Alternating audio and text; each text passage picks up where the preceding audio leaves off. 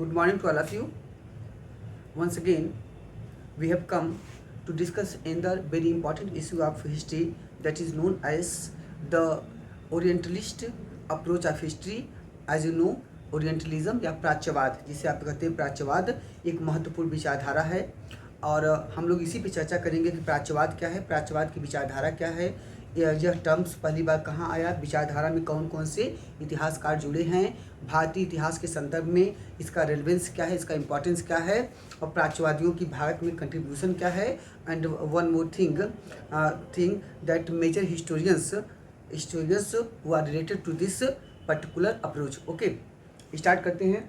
The term orientalism was firstly used in 1978 by Edward Said in his book orientalism.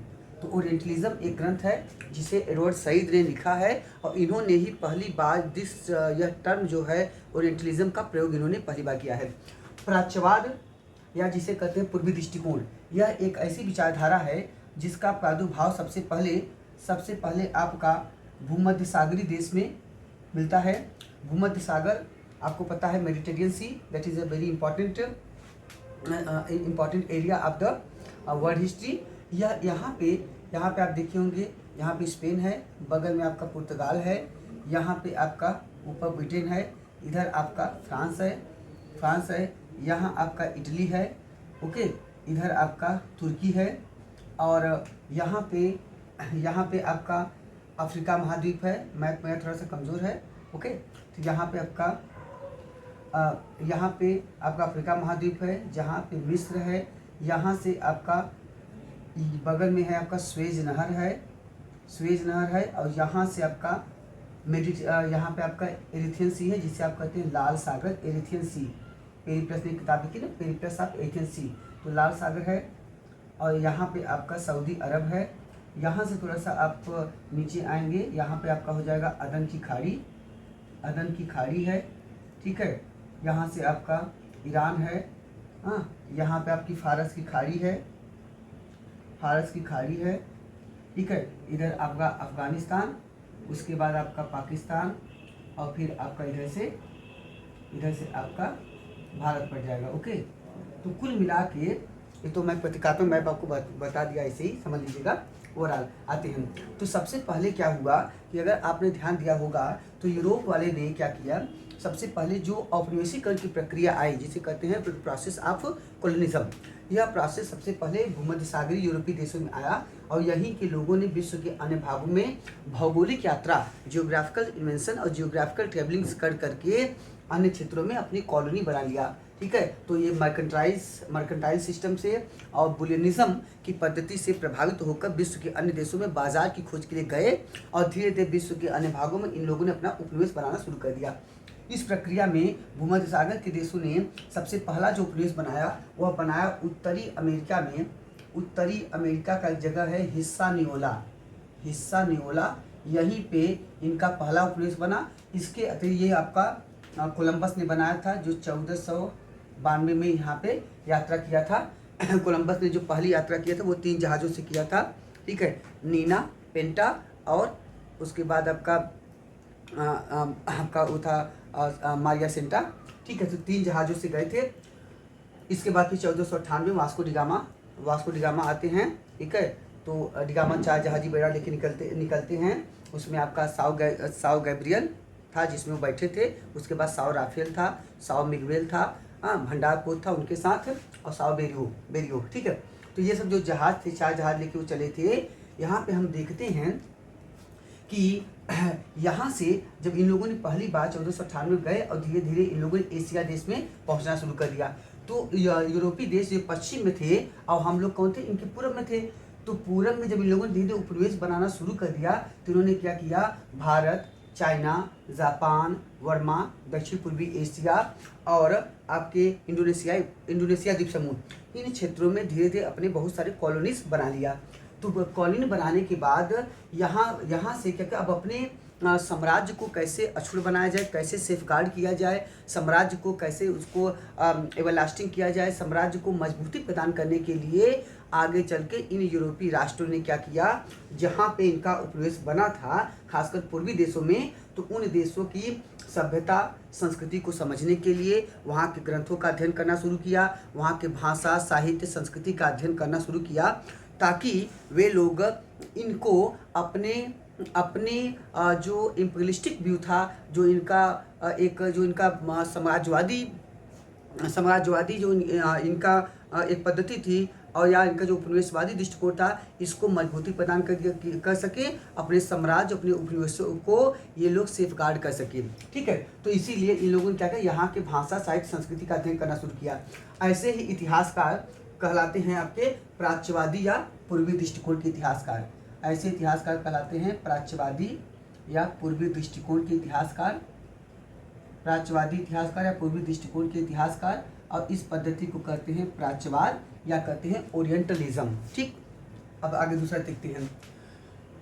अब इनका जो इसमें से क्या किया, यूरोपीय राष्ट्रों ने इस पद्धति के माध्यम से पहले यूरोपीय भाषा संस्कृति साहित्य का खूब गुणगान किया, और विश्व के अन्य भागों में यूरोपीय साहित्य संस्कृति को अधिरोपित करने का प्रयास किया, उसकी सर्वोच्चता उसकी सुप्रीमेसी स्थापित करने का प्रयास किया, ताकि विश्व के अन्य देशों में यह बात जस्टिफाइड किया जा सके कि भाषा साहित्य संस्कृति के दृष्टि से, मॉडर्निज्म की दृष्टि से जो पश्चिमी संस्कृति है उच्च है, पश्चिमी संस्कृति जो है सुपर्ब है, सुप्रीम है, और विश्व के अन्य भागों में जा के ये लोग अपने प्रचार प्रसार के माध्यम से विश्व के अन्य लोगों को मॉडर्नाइज करेंगे, उन्हें कल्चर्ड करेंगे, उन्हें सिविलाइज्ड करेंगे। तो एक प्रकार का पूरा संस्कृति और सभ्यता को प्रसारित करने का जो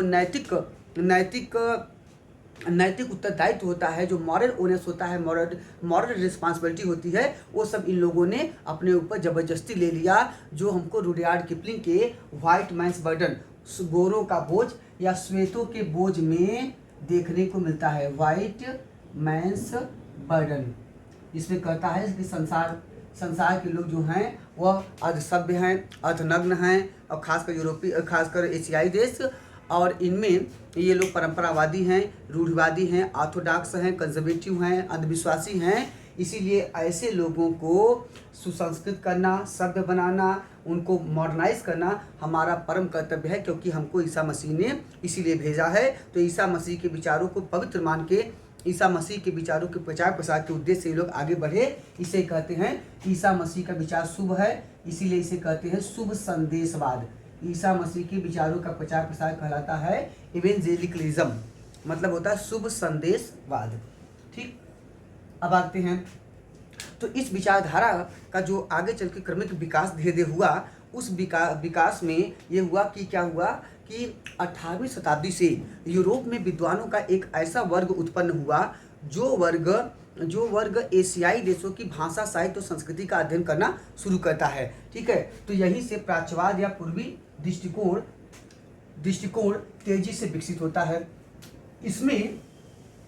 इसके अंतर्गत हम देखते हैं ये लोग क्या किए, किन देशों का अध्ययन किए। इन लोगों ने इसके अंतर्गत भारत, चीन, जापान, बर्मा, दक्षिण पूर्वी एशिया, इंडोनेशियाई द्वीप समूह आदि का अध्ययन करना शुरू किया, यहाँ की भाषा साहित्य संस्कृति का। तो ठीक है, अब आते हैं तो इनका मूल उद्देश्य क्या था। द मेजर ऑब्जेक्टिव या goal of this approach was to justify the approach and the tendencies of western culture or occidentalist।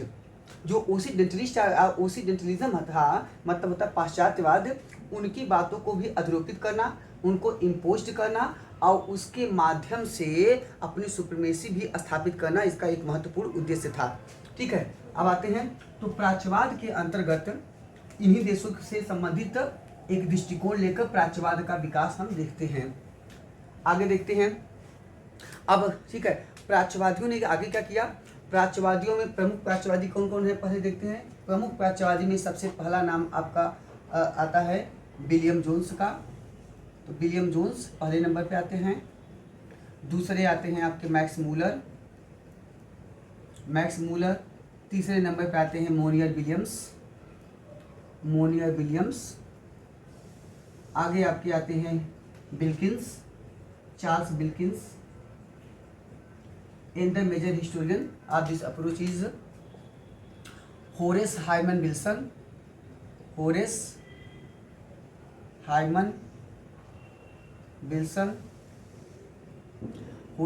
Wilson.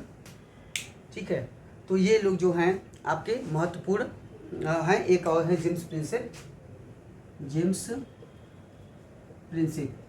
ठीक, इसके बाद बहुत सारे हैं।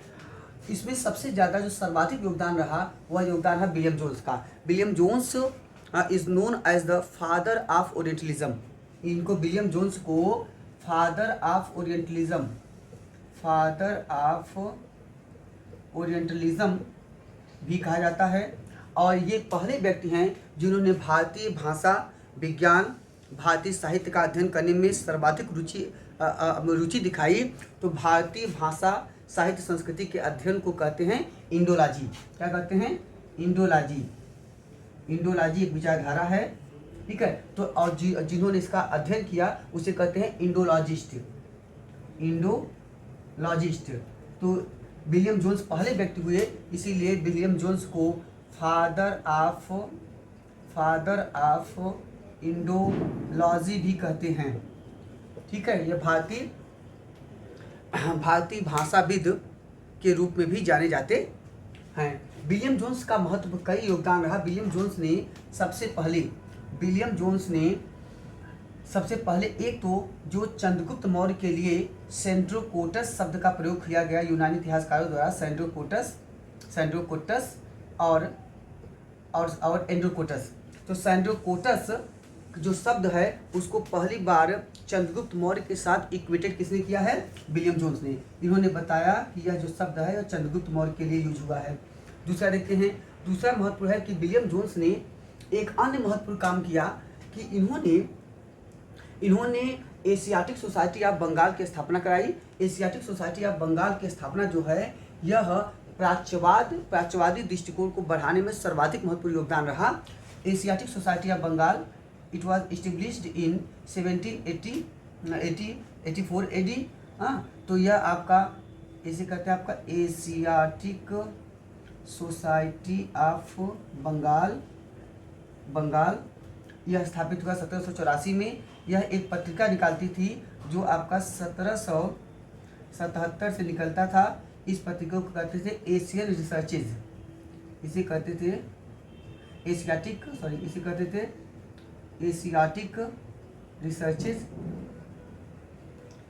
रिसर्चेज नामक पत्रिका चलाती थी।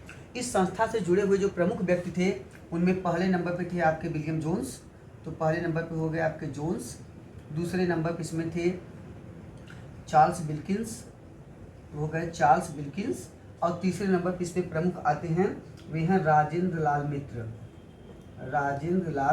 मित्र। इस संस्था ने भारतीय साहित्य संस्कृति में के निर्माण में, पत्र पत्रिकाओं के प्रशासन में महत्वपूर्ण योगदान दिया। इस संस्था की स्थापना के साथ बहुत सारे ग्रंथों को ट्रांसलेटेड किया गया, अनुवादित किया गया, भारतीय साहित्य संस्कृति का विकास किया गया। इसमें इस संस्था के माध्यम से जो पहला ग्रंथ अनुवादित हुआ है वह था आपका 1784 में पहला ग्रंथ हुआ है भगवत गीता। 1784 में भगवत गीता का पहली बार अनुवाद किया गया है, इंग्लिश में ट्रांसलेट किया गया, जिसे चार्ल्स विल्किंस ने अनुवादित किया है। और इसकी प्रस्तावना, ठीक है, the preamble of Bhagavad Gita was written by Warren Hastings. तो इसकी प्रस्तावना लिखा है वारेन हेस्टिंग्स ने लिखा है। हेस्टिंग्स जो महत्वपूर्ण गवर्नर जनरल थे जिन्होंने 1772 से 85 तक भारत में गवर्नर जनरल के रूप में उनका रिजाइन रहा है। और गीता को गांधी जी ने गीता माता कहा है, गीता माता, और उसे कहा है विश्व माता, यूनिवर्सल मदर, विश्व माता। ठीक, आगे देखते हैं। और दूसरा बिल्किंस ने एक और महत्वपूर्ण काम किया। बिल्किंस ने इसके अलावा हितोपदेश नामक ग्रंथ का भी अंग्रेजी अनुवाद किया। ठीक, इसके बाद विलियम जोन्स ने क्या किया, इसी संस्था के अंतर्गत इन्होंने 1789 में इन्होंने अभिज्ञान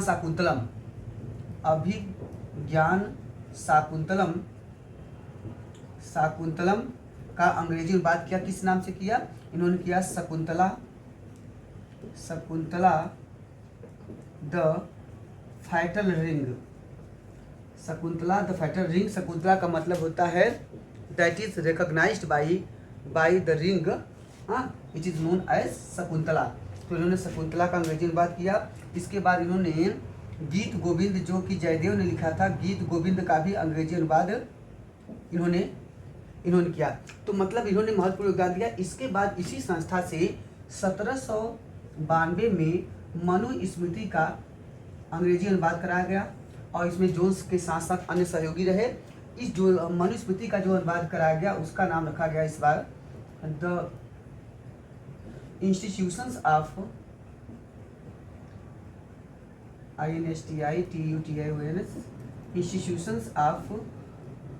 इंस्टीट्यूशंस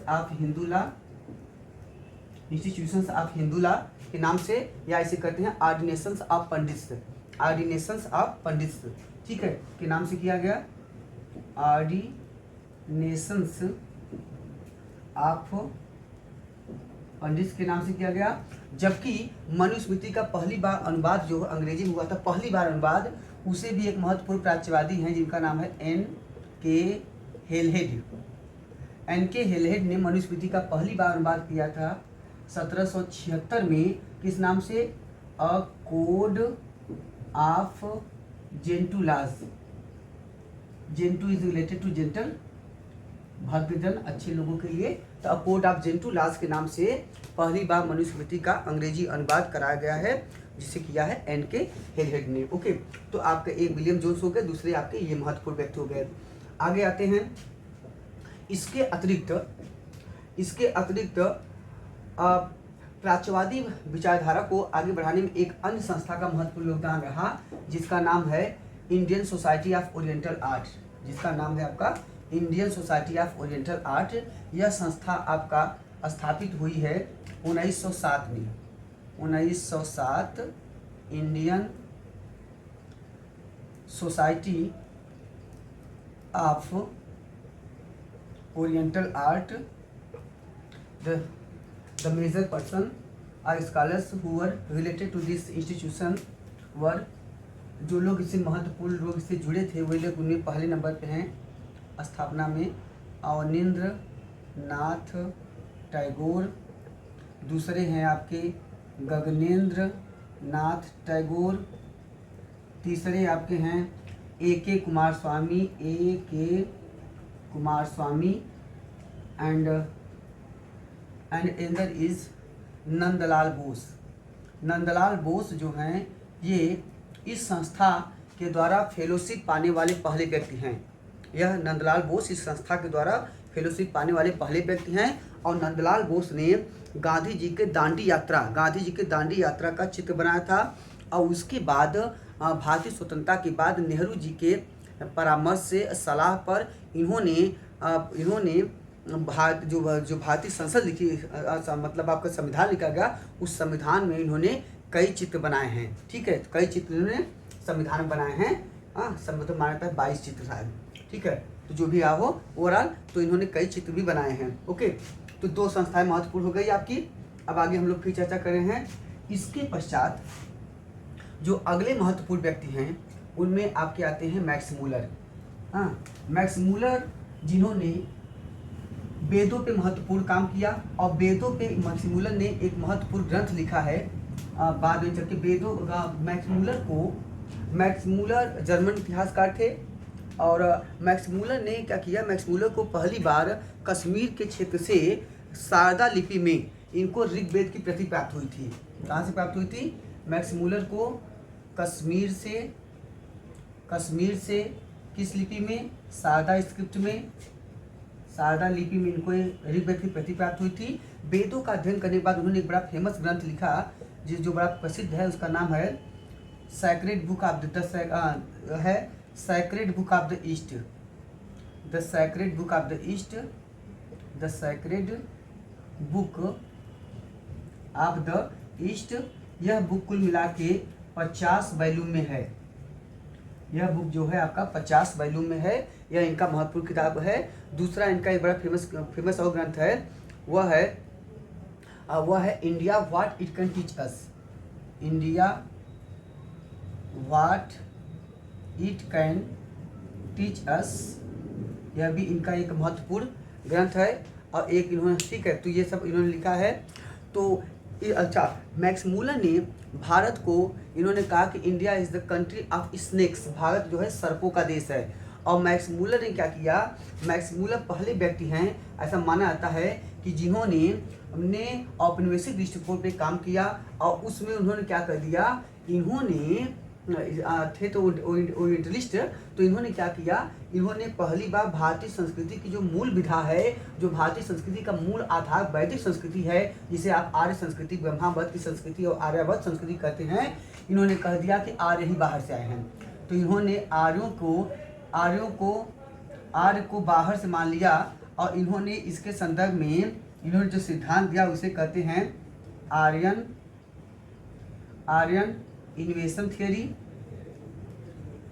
थियरी या आउट ऑफ इंडिया थियरी, ठीक है। और आगे इन्होंने दिया आर्यन माइग्रेशन थियरी, आर्यों के विस्थापन का सिद्धांत इन्होंने दिया। और इसी को आधार बनाकर आगे चल के मार्टिमर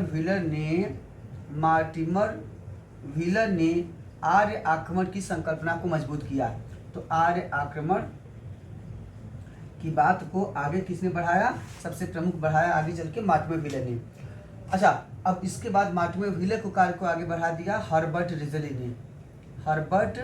रिजले ने। और इन्होंने क्या किया, इन्होंने भारत में 2 वर्ग मान लिया, एक आर्य को मान लिया, दूसरा मान लिया द्रविड़ को हड़प्पा वाला मान लिया, और आर्य को मान लिया वैदिक आर्य। और कह दिया ये जो पुरंदर हैं यही सब आक्रमण किए थे अपना। मार्टिमर व्हीलर ने कहा, वही बात को हर्बर्ट रिजले ने आगे बढ़ा के आर्य और द्रविड़ का सिद्धांत दे दिया। तो मतलब है कि भारतीय संस्कृति की मूल विधा को इन लोगों ने मूल जो हमारी देन थी उसी को इन्होंने विदेशी सिद्ध कर दिया। और इसी बात को लेकर डिबेट चलने लगा और लोग जो हैं भारत आर्यों को बाहर का मानना शुरू कर दिए। यद्यपि इस पे वर्तमान में जो सबसे लेटेस्ट रिपोर्ट है वह है आपका बसंत शिंदे और नीरज राय की, जिन्होंने राखी गढ़ी की खुदाई के बाद दिया है, जिसका नाम है an ancient Harappan genome lacks the ancestry of steppe pastoralist and the Iranian farmers. इसका उन्होंने एक रिपोर्ट पेश किया है। और उन्होंने कहा है कि भारत में आर्यों के आक्रमण बाहर से आने का कोई साक्ष्य नहीं मिलता है। जो आर्यन इन्वेशन थियरी और आर्यन माइग्रेशन थियरी है या आउट ऑफ इंडिया थियरी है, यह पूरी तरह से गलत है। तो उन्होंने इसका प्रतिकार कर दिया है, इसको टोटली मना कर दिया है। आगे देखते हैं। इसके अलावा तो आपका हमने इनकी चर्चा किया। इसके अलावा एक अन्य महत्वपूर्ण है आपके चार्ल्स विल्किंस की चर्चा हम लोगों ने पहले कर लिया है। इन्होंने अनुवाद किया था Horace हार्बर्ट Wilson, that is also a very important historian. इन्होंने क्या किया, इन्होंने राजतरंगिणी का अंग्रेजी अनुवाद किया है, राजतरंगिणी का अंग्रेजी अनुवाद किया है, जिसका नाम है the Hindu history of Kashmir, the Hindu history of Kashmir. इसका एक और अंग्रेजी अनुवाद हुआ है, वह आर.एल. स्टाइन ने किया है, लेकिन the Hindu history of Kashmir के नाम से राजतरंगिणी का इन्होंने अनुवाद किया है। जेम्स प्रिंसेप एंदम बहुत फेमस पर्सन हैं, जिन्होंने पहली बार 1837 में पहली बार अशोक के अभिलेख को पढ़ा था। तो अशोक के पहले अभिलेख को पढ़ने का श्रेय है 1837 में जेम्स प्रिंसेप ने पढ़ा है। अशोक का पहला पढ़ा गया अभिलेख है दिल्ली टोपरा अभिलेख। टोपरा हरियाणा में स्थित है और यह हरियाणा से दिल्ली रख दिया गया, इसका नाम रख दिया गया दिल्ली टोपरा। ठीक है, इसे इन्होंने पहली बार पढ़ा है जेम्स प्रिंसेप ने। याद रखिएगा, अशोक के अभिलेख में पहला जो पढ़ा गया शब्द है वो दानम है। दूसरा, अशोक का पहला खोजा गया जो अभिलेख है वो 1750 में इसे खोजा है यूरोपीय फादर टिफिन थेलन ने। फादर टिफिन थेलर ने खोजा है। खोजा गया पहला अभिलेख है उनका दिल्ली मेरठ, मेरठ में था, वहाँ से लाकर रख दिया गया दिल्ली में। ठीक है, ये कब लाया गया था? फिरोज शाह तुगलक के समय में, तो वहाँ से उसका नाम हो गया दिल्ली मेरठ। अशोक का पहली बार जो नाम पढ़ा गया है वह पढ़ा गया है मास्की अभिलेख में, that is situated in Karnataka. Maski अभिलेख को पढ़ा है बीगल महोदय ने। इसमें अशोक का पहली बार नाम पढ़ा गया है। ओके, अशोक का नाम पढ़ा गया है। अशोक के नाम हमको कहाँ कहाँ मिलते हैं? मास्की में, गुर्जरा में, निट्टूर में, उडेगलम में, ये 4 जगह अशोक के नाम मिलते हैं। और एक हमको कर्नाटक में एक जगह है कंगनहल्ली, वहाँ स्तूप है, उसकी वेदिका पे अशोक की उपाधि है रायो अशोका, उसकी मिलती है रायो अशोका। ठीक, तो आगे आते हैं, तो ये हो गया। अच्छा, अब इसके बाद अन्य महत्वपूर्ण इतिहासकारों में जिन्होंने आंग्ल मतलब जो अंग्रेज थे और जिन्होंने इसमें मुख्यतः योगदान दिया, उनमें और लोग हैं। एक है आपके जिनका नाम है जब फ्रांसीसी हैं, उनका नाम है एनेक्के टिल ड्यूरेपन। फ्रांसीसी हैं इनका नाम है एनेक्के टिल ड्यूरेपन। एनेक्के टिल ड्यूरेपन ने 1801 में इन्होंने 50 उपनिषदों का अनुवाद कराया। 50 उपनिषदों का इन्होंने अनुवाद कराया। तो एक ये महत्वपूर्ण है। दूसरे और महत्वपूर्ण हैं आपके डाटाबेस, 2-3 क्वेश्चन याद रखिएगा। दूसरे हैं आपके जिनका जो हैं फादर कुर्ड्रो, ये हैं आपके फादर कुर्डो ने संस्कृत और यूरोपीय भाषा के बीच में घनिष्ठ संबंधों पे काम किया। तो इन्होंने संस्कृत भाषा प्लस यूरोपीय भाषा पर महत्वपूर्ण काम किया। अगले महत्वपूर्ण हैं आपका फादर हैक्सलेडन। अगले हैं आपके फादर हैक्सलेडन जो हैं, इन्होंने क्या किया? इन्होंने यूरोपीय भाषा में संस्कृत का पहला व्याकरण ग्रंथ लिखा है। तो यूरोपीय भाषा में संस्कृत का पहला व्याकरण ग्रंथ इन्होंने ही लिखा है। ठीक है, अगले एक महत्वपूर्ण और व्यक्ति हैं जिन्होंने काम किया है, उनका नाम है ऑटो वोट लिंक।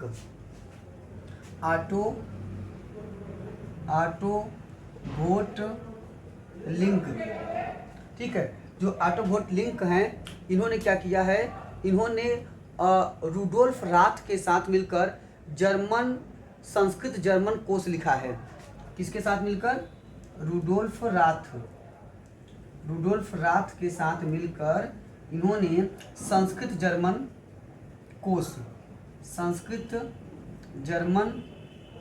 कोश लिखा है। ठीक है, तो ये सब जो महत्वपूर्ण इतिहासकार हैं, इन्होंने मुख्यतः इतिहास लेखन पे महत्वपूर्ण आपका काम किया है और इसी से इन्होंने भारतीय साहित्य संस्कृति में योगदान दिया। एक अन्य महत्वपूर्ण आपके बहुत फेमस हैं प्राच्यवादी हैं हेनरी कोलब्रुक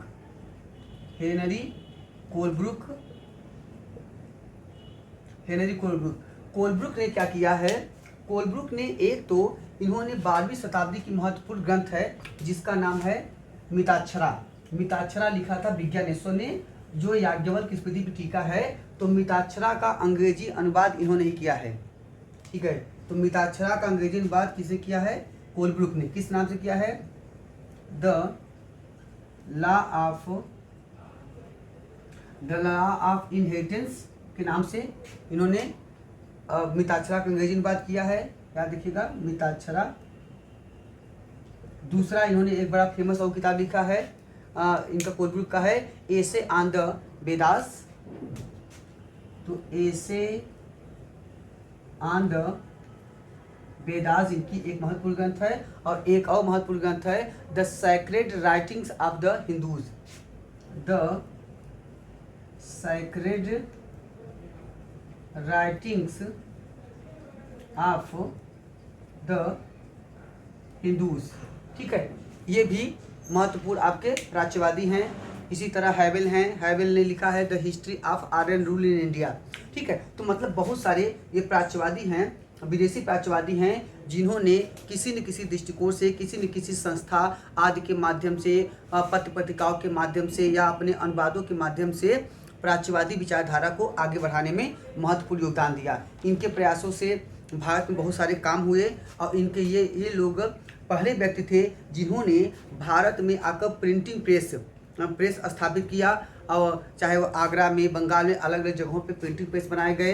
इन लोगों ने बहुत सारे समाचार पत्र निकाले, बहुत सारे पत्रिकाएं निकाली, अखबार निकालना शुरू किया, चाहे बंगाल गजट हो आपका हिक्की का। तो इन लोगों ने भाषा साहित्य के क्षेत्र में पत्र पत्रिकाओं के माध्यम से, अखबार के माध्यम से, न्यूज़पेपर के माध्यम से, ग्रंथों के ट्रांसलेशन के माध्यम से, अलग अलग संस्थाओं की स्थापना के माध्यम से इन्होंने पहली बार इन्होंने भारतीय साहित्य संस्कृति को विश्व स्तर पे पहुंचाने में भी अपना महत्वपूर्ण योगदान दिया। यद्यपि भले ही इनका दृष्टिकोण जो हो वो पूरी तरह से भारतीय के पक्ष में न रहा हो, तथापि इनके योगदानों से भी इनकार नहीं किया जा सकता है। अच्छा, इसी तरह ये भी देखिए कि अच्छा एक और ग्रंथ है मृच्छकटिकम का अंग्रेजी अनुवाद किया है मृच्छकटिकम, जिसका मतलब होता है मिट्टी की बैलगाड़ी होता है, जिसे आपके सूत्रक में लिखा है। और इसको अंग्रेजी अनुवाद किया है आर्थर राइडर ने। ओके, चलिए अब आते हैं हम लोग आते हैं भारतीय प्राच्यविदों पर। अब जो भारतीय प्राच्यविद हैं, ठीक है, मतलब जो भारतीय इतिहासकार जिन्होंने प्राच्यवाद पे मुख्यतः काम किया है, उनकी चर्चा करते हैं। तो भारतीय प्राच्यवादियों में जिन्होंने प्राच्यवादी दृष्टिकोण से प्रभावित होकर और कुछ औपनिवेशिक दृष्टिकोण के विरोध फलस्वरूप आकर इन्होंने भारतीय साहित्य संस्कृति के योगदान को विश्व के सामने, उसकी उपलब्धियों को विश्व के सामने उजागर करना शुरू किया। इन्होंने भारतीय साहित्य संस्कृति को प्रमुख योगदान दिया। ऐसे लोगों में आपके सबसे पहला नाम आता है आपका के.पी. जायसवाल का। तो पहले आपके हैं के.पी. जायसवाल, दूसरे हैं आपके आर.जी.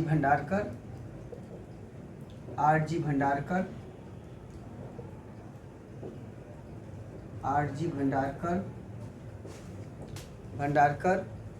इसके बाद आपके अगले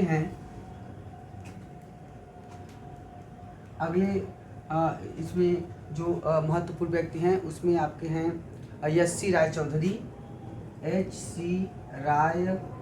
Chaudhary, Radha Kund Mukherjee, R.K. Mukherjee, Radha Kumud Mukherjee, P.V. Kane, A.S. Altekar, Kumar Swami, P.V. Kane, A.S.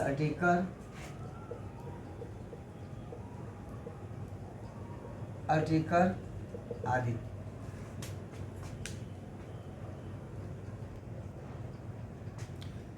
Okay, तो इसमें के.पी. जायसवाल का सबसे महत्वपूर्ण स्थान है। के.पी. जायसवाल जिन्होंने 1924 में हिंदू पॉलिटी नामक महत्वपूर्ण ग्रंथ लिखा। इस ग्रंथ में इन्होंने यह दिखाया कि भारत में सभ्यता संस्कृति का विकास कैसे हुआ, भारत में शासन प्रशासन का आधार क्या था, भारत वाले गणतंत्रात्मक शासन, लोकतंत्रात्मक शासन के बारे में अच्छी तरह से जानकारी रखते थे। तो भारतीय साहित्य संस्कृति की जो आधारशिला थी और भारतीय संस्कृति साहित्य की जो उत्कृष्टता है, जो उसकी विशिष्टता है, उसको विश्व के सामने प्रस्तुत करने का इन्होंने महत्वपूर्ण काम इन्होंने हिंदू पॉलिटी के माध्यम से किया है। ठीक है, इसके अतिरिक्त अगले आपके जो इसमें महत्वपूर्ण व्यक्ति हैं वे भंडारकर जी हैं। भंडारकर महोदय ने अशोक का एक पूरा इतिहास केवल अशोक के अभिलेखों के आधार पर लिखा है। ठीक है, और इसी तरह आपके राय चौधरी हैं। राय चौधरी ने जिन्होंने political history and ancient India पर काम किया, इनका महत्वपूर्ण योगदान रहा। कुमार स्वामी ने आर्ट कल्चर एंड बेसिकली आपके जो स्थापत्य कला है इस पर इनका महत्वपूर्ण आर्किटेक्चर इनका महत्वपूर्ण काम आया है। P.V. काड़े ने जिन्होंने आपके संस्कृति के 4 अध्याय और हिस्ट्री ऑफ धर्मशास्त्र, तो इनका आपका है आप हिस्ट्री ऑफ धर्मशास्त्र इनका महत्वपूर्ण ग्रंथ है। हिस्ट्री ऑफ धर्मशास्त्र आज पर इन लोगों ने महत्वपूर्ण काम किया। इसमें एक और महत्वपूर्ण है मुखर्जी जी।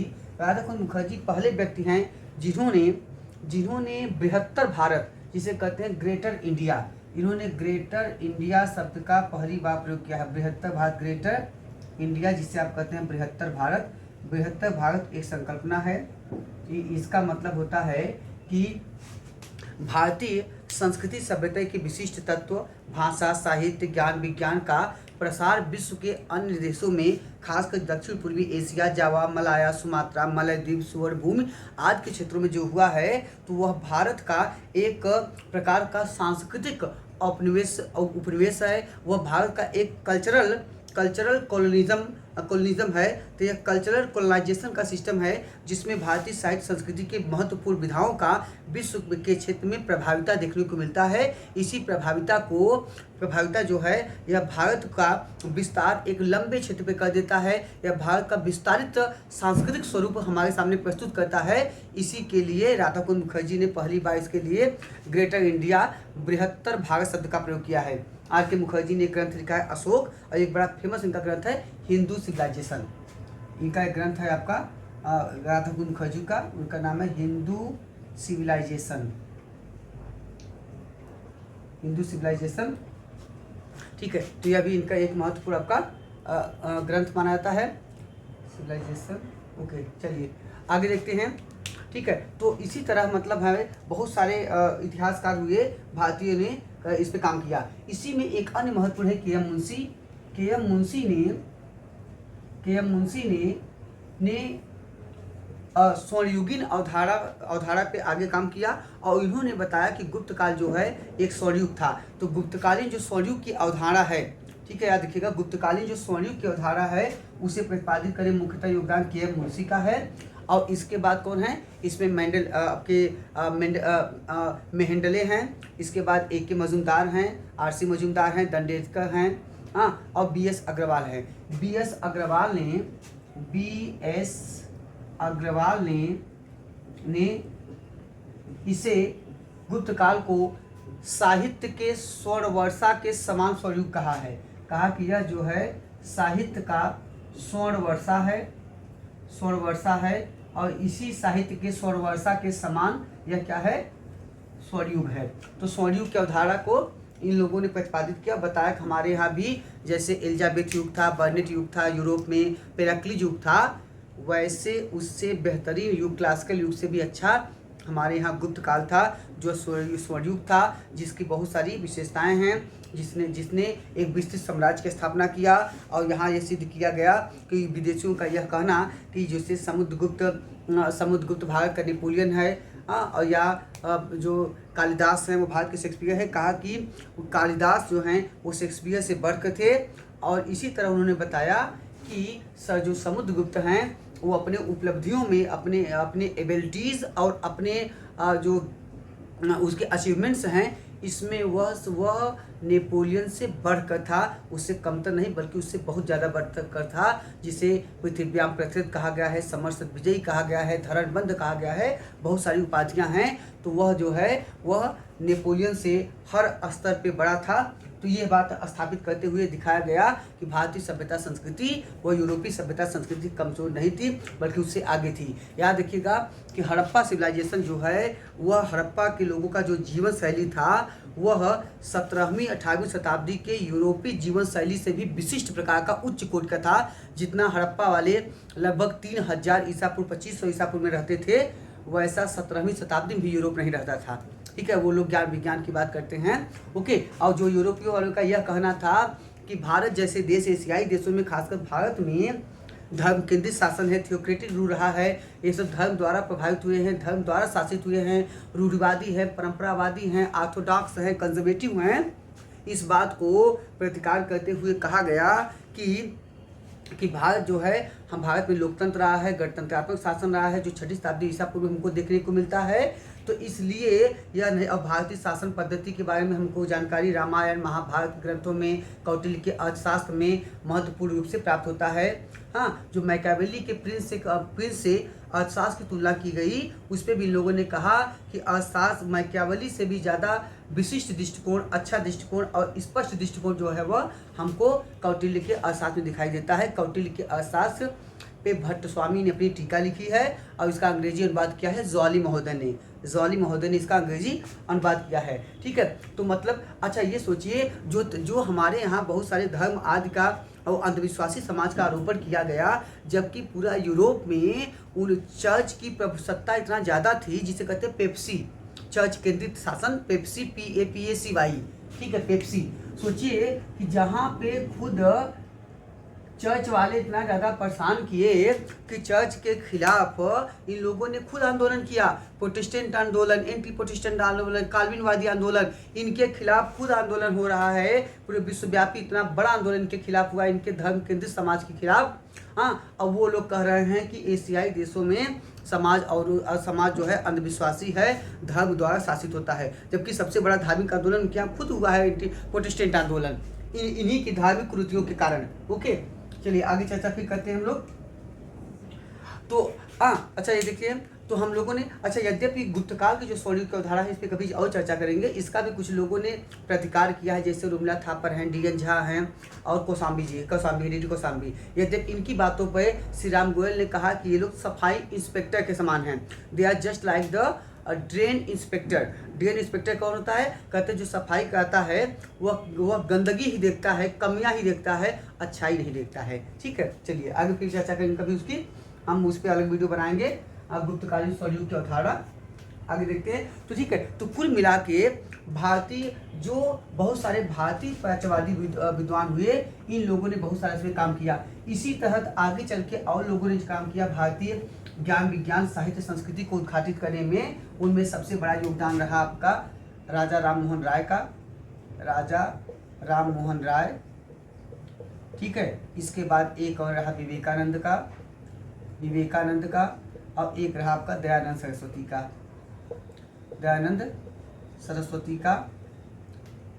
देखते हैं तो अच्छा, राजा राममोहन राय, जिनको राजा की उपाधि दिया था मुगल शासक अकबर द्वितीय ने, और राय की उपाधि दिया था बंगाल के नवाब ने। ठीक है, इनको भारत में पुनर्जागरण का पिता, भारत में पुनर्जागरण का अग्रदूत, भारतीय नवजीवन का अग्रदूत इनको कहा जाता है, भारतीय आधुनिकता के अग्रदूत माने जाते हैं। तो राममोहन राय ने भारतीय संस्कृति सभ्यता को उद्घाटित करने में महत्वपूर्ण योगदान दिया। अगले नंबर पे आपके दयानंद सरस्वती, जिनको अबरारे आजम और उत्तर भारत का मार्टिन लूथर किंग भी कहते हैं। उत्तर भारत का मार्टिन लूथर इनको कहा जाता है। इन्होंने वेदों की ओर लौटो, बैक टू वेदास का नारा दिया। बैक टू वेदास का नारा दिया इन्होंने, बैक टू वेदास का नारा दिया। और इन्होंने भारत भारतीयों के लिए कहा, भारत भारतीयों के लिए का नारा दिया। साथ ही साथ ये पहले व्यक्ति हैं जिन्होंने अपने ग्रंथ सत्यार्थ प्रकाश में स्वदेशी और स्वराज शब्द का पहली बार प्रयोग किया। स्वदेशी और स्वराज शब्द का प्रयोग पहली बार इनके ग्रंथ सत्यार्थ प्रकाश में हमको देखने को मिलता है। इनको वैलेंटाइन सिरोल ने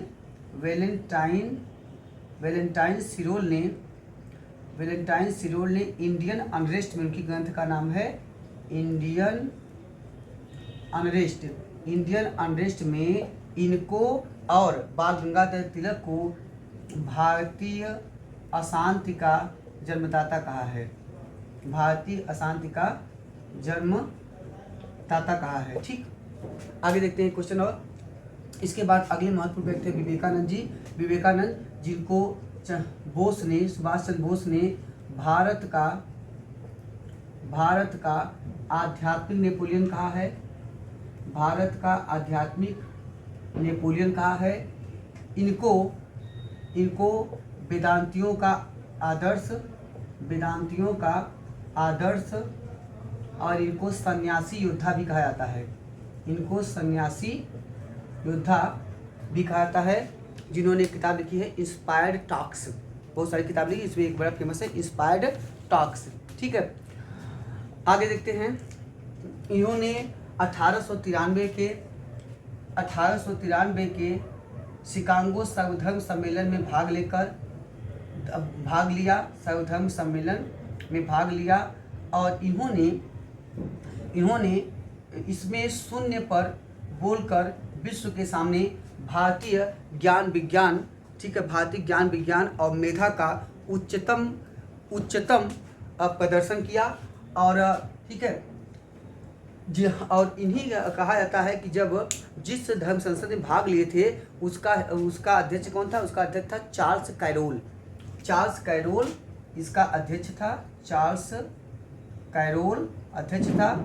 जबकि किसके कहने पे, सिफारिश पे इनको बोलने का मौका मिला था? इनको मिला था जे राइट के सिफारिश पे इनको बोलने का मौका मिला था। और याद रखिएगा, एक महत्वपूर्ण क्वेश्चन बता दें, जब ये जा रहे थे विवेकानंद जी, तो विवेकानंद जब जा रहे थे सर्वधर्म सम्मेलन में भाग लेने, तो इनको तमिलनाडु में एक रियासत है जिसका नाम है रामानंद रियासत, एक रजवाड़ा था। रामानंद रियासत में तमिलनाडु में यहाँ पे थे भास्कर सेठुपल्ली ने इनका टिकट जो है वो 3rd क्लास में कराया था। किसने कराया था? भास्कर सेठुपल्ली ने इनका टिकट जो है वो 3rd क्लास में कराया था। लेकिन जब यह बात खेतड़ी के महाराजा अजीत सिंह को पता चला, खेतड़ी आपका राजस्थान में है, तो खेतड़ी के महाराजा जिनके सिफारिश पर ही उन्होंने अपना नाम जो है नरेंद्र नाथ से विवेकानंद रखा था। तो खेतड़ी के महाराजा अजीत सिंह ने जब सुना, तो अजीत सिंह ने अपने मुंशी, अजीत सिंह के मुंशी थे जगमोहन लाल, ठीक है, तो इन्होंने क्या किया? इन्होंने अपने मुंशी जगमोहन लाल से के द्वारा इनका टिकट जो है वह ओरिएंट कंपनी पेनिनसुला में क्लास 1 का कराया। ओरिएंट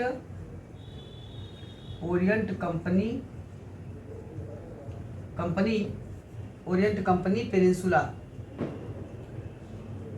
पेनिनसुला में इनका टिकट जो है वह 1st क्लास का कटाया था। ठीक है, ओके। तो मतलब है कि इन लोगों ने भी, भारतीय प्राच्यवादियों ने भी बहुत सारे माध्यमों से, ज्ञान विज्ञान, पत्र पत्रिकाओं आदि के माध्यम से भारतीय संस्कृति सभ्यता पे महत्वपूर्ण काम किया। आगे चलते हैं, अगले सेगमेंट पे आते हैं। इनका महत्व क्या है? महत्व, कंट्रीब्यूशन। अगर हम प्राच्यवादियों के महत्व, कंट्रीब्यूशन की चर्चा करें, तो प्राच्यवाद ने क्या किया? प्राच्यवाद की सबसे बड़ा योगदान था भारतीय संस्कृति में, वह था भारतीय हिंदू स्वर्णयुग की अवधारणा को स्थापित करना और हिंदू पुनर्जागृति। तो हिंदू स्वर्णयुग की अवधारणा और हिंदू पुनर्जागृति जो है, यह इनकी सबसे बड़ी देन थी। इन्होंने भारतीयों में और पहली बार प्राच्यवादियों ने, चाहे विदेशी प्राच्यवादी हो चाहे भारतीय प्राच्यवादी हो, इन लोगों ने क्या किया? इन लोगों ने पहली बार भारतीयों में एक हिंदू स्वर्णयुगीन अवधारणा का प्रतिपादन किया कि हिंदुओं का एक क्लासिकल युग रहा है, स्वर्णयुगीन अवधारणा रहा है। ठीक है, हिंदुओं में पुनर्जागृति इन लोगों ने किया,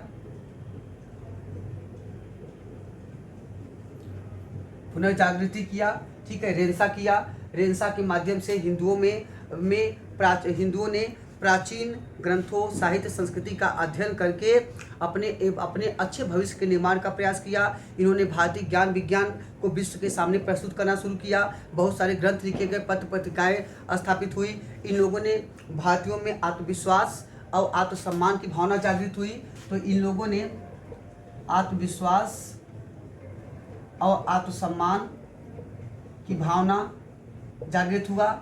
भारत में इन लोगों ने, प्राच्यवादियों ने, अनेक पत्र पत्रिकाओं का संपादन किया, अनेक ग्रंथों का प्रणयन किया, कंपोज किया, ग्रंथों का प्रणयन किया। ठीक है, इसके साथ ही साथ प्राच्यवादियों ने भारत में अनेक स्कूल कॉलेजों की स्थापना की। ठीक है, तो कुल मिला के प्राच्यवादियों ने बहुत सारे कार्य जो हैं भारत में शुरुआती दौर में किया। और अन्य महत्वपूर्ण की देन थी कि इन्होंने पहली बार ठीक है, पहली बार यूरोपीय सभ्यता के सामने भारतीय संस्कृति को भी ला के खड़ा कर दिया। इन्होंने एक मध्यम वर्ग की संरचना की, जो कि पाश्चात्य पढ़ा लिखा व्यक्ति था और जो भारतीय पढ़ा लिखा व्यक्ति था, सब लोग जो इंटेलेक्चुअल क्लास था, यह कहलाता है मध्यम वर्ग। तो उन्होंने एक मध्यम वर्ग की संरचना करने में सफलता प्राप्त किया। दूसरा महत्वपूर्ण था कि बंगाल में व्यावसायिक शिक्षा का, ठीक है, शिक्षित वर्ग को पहली बार व्यावसायिक बनाने का भी श्रेय दिया जाता है। तो इनको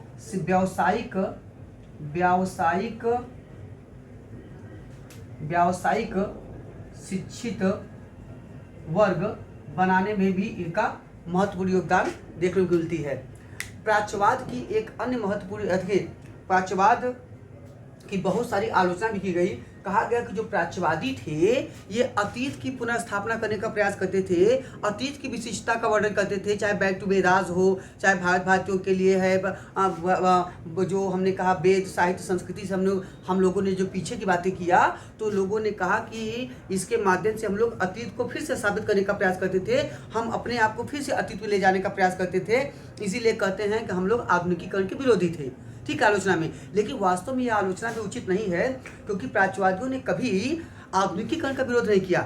प्राच्यवादियों ने कभी आधुनिकीकरण का विरोध नहीं किया और न तो कहा कि प्राचीन संस्कृति ही फिर से स्थापित हो, बल्कि उन्होंने कहा कि प्राचीन संस्कृति की जो विशिष्ट बातें हैं उन बातों को नए आयाम में आधुनिकीकरण के परिवेश में संशोधन और मंडन करके उनको मॉडिफाइड करके उसके अनुरूप एक नवीन एक भविष्य का निर्माण किया जाना चाहिए। तो इसका आधार जो था हमारा वह अतीत में जाना नहीं था, बल्कि अतीत के माध्यम से एक अच्छे भविष्य का पुनर्निर्माण करना यह हमारा मूल उद्देश्य था। एक अन्य महत्वपूर्ण देन है कि प्राच्यवाद की सबसे बड़ी एक और महत्वपूर्ण देन है कि प्राच्यवादियों ने भारतीय संस्कृति सभ्यता में तो अपनी विशिष्ट योगदान दिया ही दिया, साथ ही साथ इन्होंने उस समय के जो फ्रीडम मूवमेंट चल रहा था, जो राष्ट्रीय संघर्ष चल रहा था, उसको भी एक वैचारिक आधार प्रदान करने में इनका महत्वपूर्ण योगदान देखा जाता है। ठीक है, तो ये आपके प्राच्यवाद रहा है,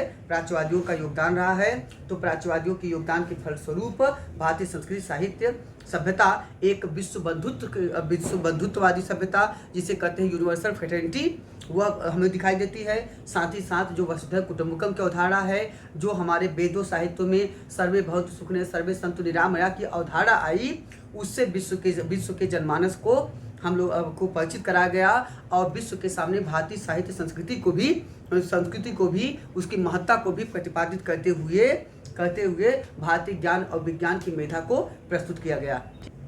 ठीक है, और साथ ही साथ मोहम्मद इकबाल का तराना ए हिंद का यह कथन कि आब मौज दरिया वो दिन है याद तुझको, उतरा तेरे किनारे जब कारवां हमारा, सारे जहाँ से अच्छा हिंदोस्तान हमारा, जो उन्होंने तराना हिंद में कहा है, इन सब की बातों से विश्व को परिचित कराते हुए भारतीय संस्कृति की गौरव गाथा को पुनर्स्थापित करने का प्रयास किया गया। Thank you to all of you.